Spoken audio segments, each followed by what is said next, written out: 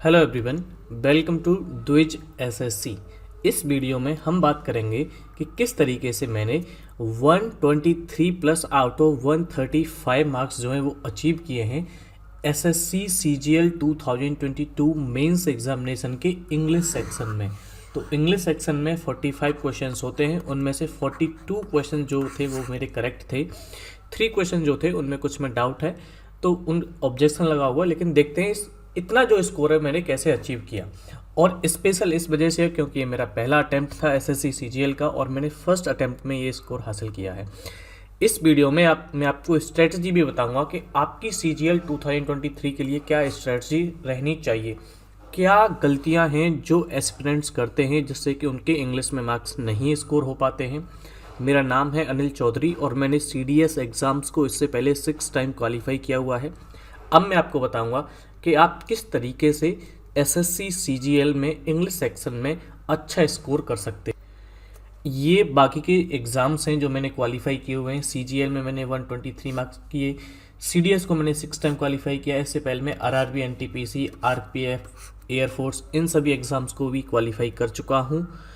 Agenda क्या है इस वीडियो का? इस वीडियो में हम प्रीलिम्स एंड मेंस को एनालाइज करेंगे।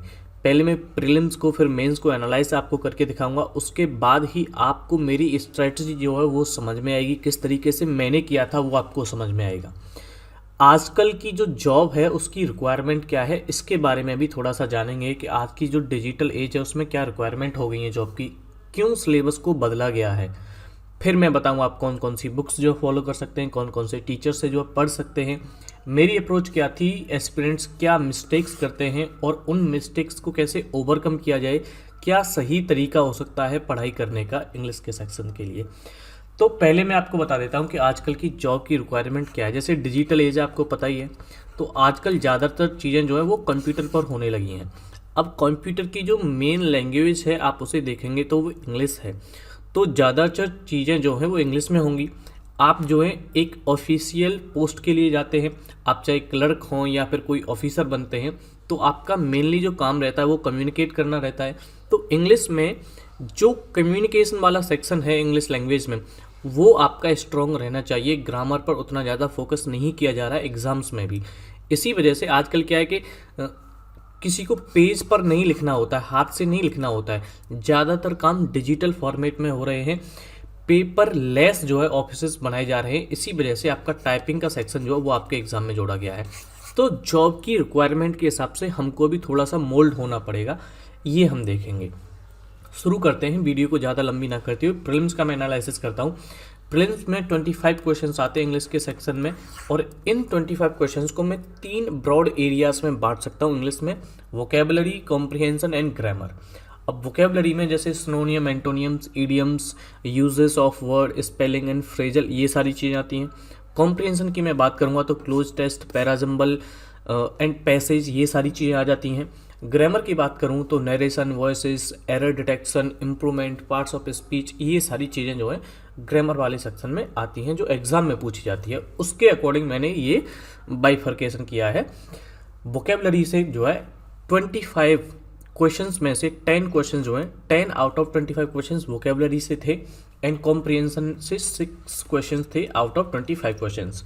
ग्रामर से यही जो है 9 क्वेश्चंस थे आउट ऑफ 25 क्वेश्चंस। ये मैं बात कर रहा हूँ प्रीलिम्स की। 1-2 क्वेश्चन आप इधर उधर मान सकते हैं, बाकी यही जो वेटेज रहा है। सिनोनियम एंटोनियम से 4 क्वेश्चन, इडियम से 2 क्वेश्चन, यूजेस ऑफ वर्ड से 2 क्वेश्चन, स्पेलिंग चेक से भी 1 क्वेश्चन था, और फ्रेजल वर्ब से भी 1 क्वेश्चन आपको देखने को मिला। कॉम्प्रिहेंशन के सेक्शन की बात करूं तो यहाँ पर क्लोज टेस्ट से 5 क्वेश्चन थे और पैराजम्बल से भी 1 क्वेश्चन था। ग्रामर की बात करता हूं तो नरेशन से 1 क्वेश्चन, वॉइस से 2 क्वेश्चन, एरर डिटेक्शन से 2 क्वेश्चन थे, पार्ट्स ऑफ स्पीच को पहचानने को रिलेटेड भी 1 क्वेश्चन था, और इम्प्रूवमेंट से रिलेटेड 3 क्वेश्चन रहे। अब आप देखेंगे कि वोकेबलरी एंड कॉम्प्रिहेंशन से इन दोनों को ही मिला दूं तो 16 आउट ऑफ 25 क्वेश्चन थे। और जो भी ढकोसला करते हैं इंग्लिश के टीचर, जो हवा बनाते हैं इंग्लिश का, जिसके बेसिस पर उनका मार्केट जो चलता है, वो क्या डर की मार्केटिंग। आपको क्या है, जब वो डेमो देते हैं, जब उनका पहला वीडियो आता है ना, उनका वीडियो जब आता है उनका 8 से 10 घंटे के बीच का, तो उसमें क्या है वो आपको डराते हैं कि आप तो कुछ जानते ही नहीं है, अब तक आपने जो पढ़ा वो सब बेकार था, आपने तो जन्म ही गलत तरीके से लिया, आप तो पैदा ही गलत हो गए हैं। 9 क्वेश्चंस का ग्रामर आपसे पूछा जा रहा है, ठीक है, 25 क्वेश्चंस में से। और ये सिनेरियो ना प्रीलिम्स में तो इस तरीके का, लेकिन मेंस में ये कंप्लीटली चेंज हो जाने वाला है, आप देखिएगा। अब 9 क्वेश्चंस के लिए ये सारा का सारा हुआ जो है बनाया जा रहा है, इसी को लेकर डराया जा रहा है। 9 क्वेश्चंस पूछे जा रहे हैं, उनमें से भी आप देखेंगे कि 3 क्वेश्चन तो वॉइस एंड नरेशन से पूछे जाते हैं, जो कि केवल और केवल हेल्पिंग वर्ब एंड टेस्ट को, जो टेंस होता है उसको अगर आप टेस्ट कर लेते हैं सेंटेंस में तो आपका क्वेश्चन हो जाता है। लेकिन चलिए पहले मेंस का एनालिसिस देख लेते हैं, उसके बाद बात करेंगे इस बारे में। मेंस में अगर मैं वोकेबलरी से बात करूं तो 13 क्वेश्चन पूछे गए, कॉम्प्रिहेंशन से 22 क्वेश्चन पूछे गए, और 13 और 22 क्वेश्चन को मैं कर दूंगा तो 35 क्वेश्चन जो पूछे गए हैं वोकेबलरी एंड कॉम्प्रिहेंशन से। एंड आउट ऑफ 45 मेंस में 45 क्वेश्चंस पूछे जाते हैं इंग्लिश के सेक्शन से। 45 क्वेश्चंस में से 35 क्वेश्चन जो वोकेबलरी एंड कॉम्प्रिहेंशन है। तो आप देखिए जो 200, 250, 300 घंटे का जो कोर्स आपको कराया जाता है उसमें सारी की सारी बीट अराउंड द बुश रहती है ग्रामर के पीछे, और ग्रामर से 10 क्वेश्चंस पूछे गए आउट ऑफ 45 क्वेश्चंस। किस तरीके से आपका एग्जाम क्वालिफाई होगा? हुआ आपको डराया गया है उन चीज़ों को लेकर जिनका वेटेज ही बहुत कम है, और उन चीज़ों को लेकर तो टीचर्स काम ही नहीं करा रहे हैं जिनका वेटेज ज़्यादा है। करा भी रहे हैं तो उस तरीके से करा रहे हैं कि आपको ये दिखा देते हैं कि अगर वो नहीं होंगे तो आपका तो एग्ज़ाम क्वालिफाई हो ही नहीं सकता है, उस तरीके से आपको डराते हैं। मैंने किस तरीके से करा है वो मैं आपको बताऊंगा। पर्सनली मैंने कोई भी इंग्लिश का कोर्स नहीं यूज किया है किसी भी टीचर से पर्सनली, जैसे कहते हैं ना कि A to Z मैंने किसी भी टीचर से नहीं पढ़ा है ग्रामर का। मैं आपको बताऊंगा किस तरीके से मैंने ये स्कोर अचीव किया है। पहले मैं थोड़ा वोकेबलरी का बाइफर्केशन कर देता हूँ। सिनोनियम एंटोनियम से 4 क्वेश्चंस थे, ईडियम से 2 क्वेश्चन, स्पेलिंग चेक से 2 क्वेश्चन थे, और 1 वर्ड से भी 2 क्वेश्चंस थे। यूजेस ऑफ वर्ड से 3 क्वेश्चंस रहे। कॉम्प्रिहेंशन की बात करता हूँ तो पैसेज से 3 पैसेज थे, हर एक पैसेज में 4 क्वेश्चंस थे, तो टोटल 12 क्वेश्चन पैसेज थे। क्लोज टेस्ट से भी 4 क्वेश्चंस थे, और पैराजम्बल या फिर री arrangement of sentence, arrangement of sentence आप कह लीजिए, तो उससे 6 क्वेश्चंस आपको देखने को मिले। ग्रामर की देखिए बात करते हैं तो 10 क्वेश्चंस थे ग्रामर से आउट ऑफ 45 क्वेश्चंस, लेकिन उनमें से भी 6 क्वेश्चन तो नरेशन एंड वॉइस से थे। Direct indirect species and active and voice से आपके जो है 6 क्वेश्चन थे। तो स्पीच और वॉइस से 6 क्वेश्चन, बाकी के 4 क्वेश्चन जो है एरर डिटेक्शन एंड इम्प्रूवमेंट से। इसके ऊपर वो आपको उतना ज़्यादा पढ़ाते रहते हैं, उतनी ज़्यादा वीडियोस बनाते रहते हैं जिसका वेटेज ही बहुत कम रह गया है। क्यों? क्योंकि वही है एक टेक्निकल चीज़ जिसको वो आपको बेच सकते हैं, जिसका वो हुआ बना सकते हैं। अब मैं बात करूँगा कि यूजुअली स्टूडेंट, जैसे कि मैंने कहा कि किस तरीके की चीज़ें करने लगते हैं, ग्रामर पर बहुत ज़्यादा किसी भी एक टीचर को भगवान मानने लगते हैं।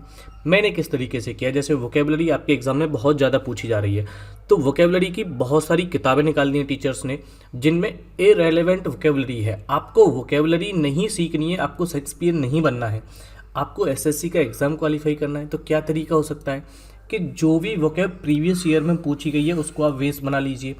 ब्लैक बुक अच्छी किताब है, उससे पढ़ लीजिए, लेकिन पिनाकल भी अच्छी किताब है क्योंकि इसमें वोकेबलरीज के अलावा बाकी सेक्शंस भी आपको देखने को मिल जाते हैं। वोकेबलरी याद करने का क्या तरीका जो मैंने यूज़ किया वो मैं आपको बता देता हूँ। मैंने मल्टीपल रिवीजन किए वोकेबलरीज के, और ये क्या है ना, ये जो डेटा मैंने आपको दिखाया है प्रीलिम्स का एंड मेंस का, ये मैंने पहले ही एनालाइज कर लिया था। सिलेबस वो नहीं होता है जो नोटिफिकेशन में लिखा होता है, सिलेबस वो होता है जो प्रीवियस ईयर क्वेश्चन पेपर को एनालाइज करने के बाद हमारे सामने निकल के आता है। तो ये जो मैंने एनालाइज करके आपको दिखाया है ये है एक्चुअल सिलेबस। जो नोटिफिकेशन में लिखा हुआ है वो एक्चुअल या फिर रियल सिलेबस नहीं होता है। आप ये चीज़ ध्यान में रखिए, हर एक एग्ज़ाम में इसी तरीके से किया जाता है। यूपीएससी में आप देखिए एक लाइन लिख देते हैं लेकिन वो सिलेबस नहीं होता है। प्रीवियस ईयर क्वेश्चन पेपर को हम देखते हैं, उसके बाद हम एक्चुअल इंटरप्रिटेशन कर पाते हैं सिलेबस की। तो मैंने प्रीवियस ईयर क्वेश्चन पेपर को आपको एनालाइज करके दिखाया, उसी के बेस पर आपकी तैयारी रहनी चाहिए। तो मैंने सबसे ज़्यादा फोकस किया वोकेबलरीज पर, उसके बाद मैंने फोकस किया था कॉम्प्रिहेंशन पर। मेरा थर्ड फोकस था ग्रामर पर, उसमें भी मैंने एक्टिव एंड पैसिव वॉइस को तो पूरा का पूरा एंड नरेशन स्पीसीज इन सब पर मैंने फोकस किया था। वोकेबलरी की बात करता हूँ, मैंने ब्लैक बुक या फिर पिनाकल, आप कोई भी बुक को यूज कर सकते। याद करने का क्या तरीका है, जैसे आपको वर्ड को याद करना है, मीनिंग तो आपको खुद ही याद हो जाएगी। यूजुअली आपको वर्ड्स जो हैं वही याद नहीं रहते हैं, तो मल्टीपल रिवीजन करने होंगे आपको वोकेबलरीज के। और किस तरीके से लिख लिख कर आपको एक रफ कॉपी बना लीजिए, उसमें आप वोकेबलरीज को बार बार लिखिए, उससे ही आपको ये याद होने वाली है। कॉम्प्रिहेंशन की बात करें तो आप द हिंदू न्यूज़पेपर का डेली एक आर्टिकल आपको पढ़ना है। द हिंदू न्यूज़पेपर नहीं पढ़ पा रहे हैं, नहीं अवेलेबल है, तो कोई भी इंग्लिश का न्यूज़पेपर चलेगा जिसका आप एक आर्टिकल डेली पढ़ सकते हैं। एक आर्टिकल मैंने इस वजह से कहा कि अगर आप बिगिनर हैं तो आप एक आर्टिकल को ही पढ़िए, आप उसमें 30 मिनट लगा लीजिए, लेकिन उसको बहुत ही अच्छे तरीके से आपको पढ़ना है। रीड बिटवीन द लाइंस, किस तरीके से वर्ड का यूज़ हुआ है। आपको ज़रूरत नहीं है नोट्स बनाने का उस न्यूज़पेपर के आर्टिकल में से, लेकिन उसको जब आप पढ़ रहे हैं तो बहुत ही अच्छे तरीके से समझने की कोशिश कीजिए।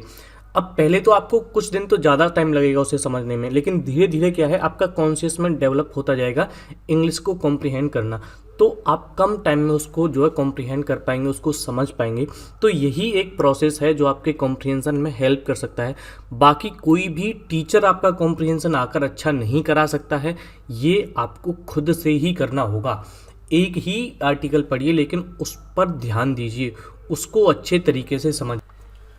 आप अगर आप चाहें तो जीके एंड करंट अफेयर्स की जो भी मैगजीन या बुक्स होती हैं उनको भी इंग्लिश में खरीद सकते हैं, उनको इंग्लिश में पढ़िए, उससे भी कॉम्प्रिहेंशन स्ट्रांग होता है, चीज़ें समझ में आने लगती हैं, यूजेस समझ में आने लगता है। इसके अलावा एक नियॉन क्लासेस पर जो मैम पढ़ाती हैं, वही एक मुझे जो है लॉजिकल टीचर लगी हैं जो कॉम्प्रिहेंशन में थोड़ा बहुत अच्छा सिखाती हैं। बाकी तो मुझे कोई लगा नहीं है जो कॉम्प्रिहेंशन को लेकर ठीक से काम करता है और डराता नहीं है। ग्रामर की बात करता हूँ, a mirror to common error, ये बुक मुझको लगी है बेस्ट। ग्रामर का सेक्शन इसमें जैसे ये थ्योरी तो कराते हैं 20% में, बाकी 80% में आपको कराते हैं प्रैक्टिस, और हर एक क्वेश्चन का डिटेल्ड सॉल्यूशन ही आपको देते हैं। जितने भी क्वेश्चंस किसी भी एग्ज़ाम में एरर से ग्रामर से पूछे जाते हैं उसको ये कवर करा देते हैं और आपको करा देते हैं। ये सबसे बेस्ट बुक है, इसे आप खरीद लीजिए। और ग्रामर का सेक्शन जो आपका पूरा का पूरा यहीं से कवर हो जाने वाला है। अगर वीडियोस देखना चाहते हैं तो यूट्यूब पर 60 most important rules of grammar Rani ma'am ने कराए हुए हैं, आप वहाँ से कर लीजिए। बाकी आपको डरना नहीं है ग्रामर से, बहुत ज़्यादा वीडियोस नहीं देखने ग्रामर के। आप देखेंगे कि सब्जेक्ट वर्ब एग्रीमेंट से क्वेश्चंस जो हैं सबसे ज़्यादा पूछे जाते हैं। आपको जो है हेल्पिंग वर्ब सब्जेक्ट के अकॉर्डिंग लगानी है, मेन वर्ब सब्जेक्ट के अकॉर्डिंग लगानी है, सब्जेक्ट के अकॉर्डिंग ही आपको एडजेक्टिव या फिर प्रोनाउन यूज करना है। उसी तरीके के मेन क्वेश्चंस जो है एरर डिटेक्शन में आपसे पूछे जाते हैं। तो सबसे पहला तो आपका काम होना चाहिए प्रीवियस ईयर क्वेश्चन पेपर को एनालाइज करना। और ये जो topic wise previous year question paper का एनालिसिस है, ये मैं अपने चैनल पर कराऊंगा ही, लेकिन ये मैंने आपको एक ओवरऑल बताया है आपको कि किस तरीके से आप फॉलो कर सकते हैं बुक्स एंड किस टीचर की हेल्प ले सकते हैं। मिस्टेक्स जो कर जाते हैं कैंडिडेट वो क्या है, सबसे पहला तो एनलार्जमेंट ऑफ सिलेबस कर जाते हैं वो नोटिफिकेशन में पढ़ने के बाद। कलेक्शंस ऑफ बुक्स, बहुत ज़्यादा बुक्स को कलेक्ट कर लेते हैं, ये भी खरीद लेता हूँ वो भी खरीद लेता हूँ, लेकिन उसके बाद पढ़ वो किसी को भी नहीं पाते हैं अच्छे तरीके से। तो एक ही बुक पर टिकिए, उसी बुक का मल्टीपल रिवीजन कीजिए। अनइवन डिस्ट्रीब्यूशन ऑफ टाइम, ये ज़्यादातर कैंडिडेट करते हैं कि किसी एक सब्जेक्ट को बहुत ज़्यादा टाइम दे देंगे और दूसरी को बिल्कुल ही इग्नोर कर देते हैं। अब जैसे मैं अपनी बात करूं तो शुरुआत में क्या है कि मेरा मैथ्स एंड रीजनिंग काफ़ी वीक थे, मुझको हर एक क्वेश्चन को करने में 3 मिनट लगते थे, लेकिन मेरा इंग्लिश क्या है काफ़ी स्ट्रॉन्ग था, तो मैंने इंग्लिश को ही टाइम देता जाता और मैथ्स को नहीं देता, तो क्या मेरा एग्ज़ाम क्वालिफाई नहीं हो पाता। मैं प्रीलिम्स में चाहे 50 हो 50 ले आता इंग्लिश में, लेकिन मेरा एग्ज़ाम क्वालिफाई नहीं होता। तो मैंने इंग्लिश को थोड़ा सा रिड्यूस किया, इसको मैं चाहे 40 पर लेके आया, लेकिन मैंने अपने मैथ्स को और रीजनिंग को थोड़ा सा बैलेंस करने की कोशिश की, क्योंकि एक बैलेंस्ड अप्रोच जो है वो काम आती है एग्ज़ाम को क्वालिफाई करने में। मेरिट में आने के लिए आपको किसी एक सब्जेक्ट को जो है अपनी को बहुत ज़्यादा स्ट्रॉन्ग करना पड़ता है। तो मेंस में मैंने क्या फिर से अपनी इंग्लिश को बूस्ट किया और 135 आउट ऑफ 123 मार्क्स जो है मैंने अचीव किए। और ये जो मेरा स्कोर है ये प्रीलिम्स में इंग्लिश में काफ़ी कम हो गया था, क्योंकि अप्रोच जो है ना दोस्त वो मायने रखती है। प्रीलिम्स की अप्रोच जो है इस बार उस तरीके की थी कि ये केवल और केवल क्वालिफाई है, और किसी भी एग्ज़ाम को क्वालिफाई करने के लिए आपको सारी की सारी सब्जेक्ट को बैलेंस्ड वे में लेके चलना है, और आपका एग्ज़ाम जो क्वालिफाई हो जाता है। तो मैं उसी तरीके से अपनी अप्रोच को लेकर चला और मैंने प्रीलिम्स को केवल और केवल क्वालिफाई करी। तो ये मेरी प्रीलिम्स की और मेंस की अलग अलग अप्रोच रही थी। इस वीडियो में मैं बात कर रहा हूँ केवल और केवल इंग्लिश की। अगर आप चाहते हैं कि किस तरीके से, जैसे मैं इससे पहले क्या है यूपीएससी की प्रिपरेशन करता था, लेकिन मैंने किस तरीके से नवंबर से लेकर जो है एग्ज़ाम तक, प्रीलिम्स के एग्ज़ाम तक अपने आप को तैयार कर लिया प्रीलिम्स के लिए, किस तरीके से मैंने प्रीलिम्स एंड मेंस के लिए अलग अलग स्ट्रेटजी जो अपनाई, उसके बारे में अगर आप मुझसे कुछ सुनना चाहते हैं, मुझसे चाहते हैं गाइडेंस चाहते हैं, तो आप कमेंट सेक्शन में कमेंट करके बताइएगा कि कंप्लीट प्रीलिम्स की स्ट्रेटजी आप हमें बताइए, वो भी मैं आपको बताऊंगा। तो अनइवन डिस्ट्रीब्यूशन ऑफ टाइम रहता है, अनरियलिस्टिक स्पीचेस जो हैं टीचर्स के, उसको सुनने से भी आपका जो बैलेंस है वो बिगड़ जाता है। डिस्टॉर्टेड डेली रूटीन रहता है आपका कोई रूटीन ही नहीं रहता है, आपका कोई रूटीन ही नहीं है। रूटीन बनाना बहुत ज़रूरी है। बहुत से लोग बात करते हैं कि रूटीन बनाने के बाद फॉलो नहीं होता। देखिए, फॉलो तो धीरे धीरे होने लगेगा, लेकिन रूटीन बनाने से होगा क्या? रूटीन बनाने से होगा ये कि कम से कम आपको ये तो पता है कि आपका डेविएशन कितना है। जैसे मैं एक एग्जांपल लेके आपको बताता हूँ, ये बहुत बड़ा सा एरिया है। अब आपको पॉइंट ए से और पॉइंट बी तक पहुँचना है। अगर आप कोई रोड मैप नहीं तैयार करेंगे तो आपको पता ही नहीं होगा कि आप कितना जो है विचलन कर रहे हैं, कितना आप डेविएट हो रहे हैं। आप देखिए, इस साइड चलने लगेंगे, इस तरीके से पहुँचेंगे। अगर आप एक रोड बना देते हैं, ठीक है, अब आपको पता है कि आप यहाँ जाएंगे तो आपको पता है कि आपको वापस इधर आना है, ठीक है। तो आप एक रोड मैप तैयार तो कीजिए अपने लिए, आप एक एम दीजिए तो सही, तो आपको पता लगेगा कि आप कितना डेविएट कर रहे हैं। तो सबसे ज़्यादा ज़रूरी होता है डेली रूटीन तैयार करना। सॉल्यूशन मेरी तरफ से क्या है, प्रीवियस ईयर क्वेश्चन पेपर को एनालाइज कीजिए, कंसाइज हो जाएगा आपका सिलेबस, आपका रियल सिलेबस निकल कर आएगा। लिमिटेड बुक्स पर आप स्टिक कीजिए, हर एक चीज़ के आपको नोट्स बनाने हैं, वीडियोस पर रिलाय नहीं करना है। वीडियोस को आप एग्ज़ाम टाइम पर रिवाइज नहीं कर सकते हैं, आप कितनी भी स्पीड बढ़ा लीजिए। नोट्स बनाना सबसे स्मार्ट अप्रोच रहती है किसी भी एग्ज़ाम के लिए। और एक बात और कहूँगा मैं कि एक ही दिन में चारों सब्जेक्ट पढ़ने की कोशिश मत कीजिए, maths, reasoning, English and GK. Daily हर एक सब्जेक्ट को आप कम से कम 4 घंटे दीजिए। अब मैं ये नहीं कह रहा हूँ कि चारों सब्जेक्ट पढ़िए, किसी भी सब्जेक्ट को आपको पढ़ने का आपने सोचा है, आपने डिसाइड किया है, तो उसको कम से कम 4 घंटे पढ़िए, जिससे कि आपकी सब्जेक्ट का थोड़ा सा सिलेबस आपको कवर होता दिखे। कोई एक टॉपिक को आपको ऐसा लगे कि ये कंप्लीट हो गया है, अब इस टॉपिक को दोबारा नहीं करना है, नोट्स बन गए हैं, रिवाइज करने से ही काम हो जाएगा। इस तरीके से सिलेबस को कम करने से जो आपका कॉन्फिडेंस बूस्ट होता है। इतना सा सिलेबस है, मान के चलिए आपने ये सिलेबस का नोट्स बना के रख दिया है, तो अब आप सोचेंगे तो सही कम से कम कि ठीक है अब इतना सा बचा है, बाकी नेक्स्ट डे आपका फिर इतना सा बचेगा। तो इससे क्या है कि आपके अंदर एक सेटिस्फैक्शन आता है कि मेरा सिलेबस जो है कम होता जा रहा है, जो चीज़ें कवर करनी है वो कम होती जा रही हैं, बाकी नोट्स भी तैयार होते जा रहे हैं। मॉक टेस्ट आपको डेली लगाना है। अब एक बात मैं आपको बता देता हूँ, बहुत से लोग कहेंगे मेरा सिलेबस पूरा नहीं हुआ है, मेरी तैयारी नहीं हुई है। तो दोस्त, कभी भी सिलेबस किसी का भी पूरा नहीं आज तक हुआ है, ना ही कभी होगा। जो टॉपर है उसका भी सिलेबस अभी पूरा नहीं हुआ है। सिलेबस कभी पूरा नहीं होता है। मॉक टेस्ट आपको पहले दिन से लगाना है, जिससे कि आपको पता चलता रहेगा किस तरीके की चीज़ें हैं जिनके ऊपर आपको फोकस करना है वाइल कंप्लीटिंग योर सिलेबस। तो मॉक टेस्ट आप डेली लगाइए, और मॉक टेस्ट का एक सेपरेट नोटबुक बनाइए, जिसमें इंग्लिश में जो भी आपसे क्वेश्चंस नहीं हुए हैं, जो भी सिनोनियम एंटोनियम्स आपसे नहीं आते हैं, ग्रामर के रूल्स नहीं आते हैं, उनको आप नोट करते जाइए। इसी तरीके से जीके की एक नोटबुक बनाइए, जो भी क्वेश्चन आपने नहीं सही किए या फिर आपसे गलत हो गए हैं, उनको आप वहाँ पर नोट कर लीजिए और उनको बार बार रिवाइज कीजिए, क्योंकि सबसे ज़्यादा ज़रूरी वही टॉपिक है जो आपसे मॉक टेस्ट में पूछा जा रहा है। तो ये एडवाइस थी मेरी तरफ से, किस तरीके से आप अप्रोच कर सकते हैं इंग्लिश के सेक्शन को, किस तरीके से एनालिसिस आपको मैंने करके दिखाया, कॉम्प्रिहेंशन का, ग्रामर का, वोकेबलरी का, मैंने कौन कौन से रिसोर्सेज यूज़ किए, मैंने आपको तरीका बताया है। क्योंकि प्रीलिम्स में आप मानिए कि मेरे 85 प्लस ही मार्क्स आ रहे थे शुरुआत में, जो मैंने पहला टेस्ट लगाया था, और किस तरीके से उससे मैं जो है 135 तक पहुंचा, 125 तक मैं पहुंचा, क्योंकि उससे ज़्यादा मेरा हो नहीं सकता था, क्योंकि मैथ्स एंड रीजनिंग मेरे काफ़ी वीक थे। एक एक क्वेश्चन को करने में मुझे 3 मिनट्स लगते थे, मेरा अटैम्प्ट ही जो है 70 तक जाता था। समझ रहे हैं आप? तो किस तरीके से मैंने एक स्ट्रेटजी जो है वो अपनाई प्रीलिम्स को क्वालिफाई करके मेंस को अच्छा करने में। ये भी अगर आप मुझसे सुनना चाहते हैं प्रीलिम्स की अलग से स्ट्रेटजी एंड मेंस की अलग से स्ट्रेटजी, तो उसके बारे में भी कमेंट सेक्शन में कमेंट कर सकते हैं। और आपको ये वीडियो कैसा लगा है इसके बारे में भी आप मुझे सजेशन दे सकते हैं। तो फिलहाल इस वीडियो में इतना ही। मैं और भी वीडियोस आपके लिए बनाता रहूँगा, अगर आप चाहेंगे तो। जय हिंद।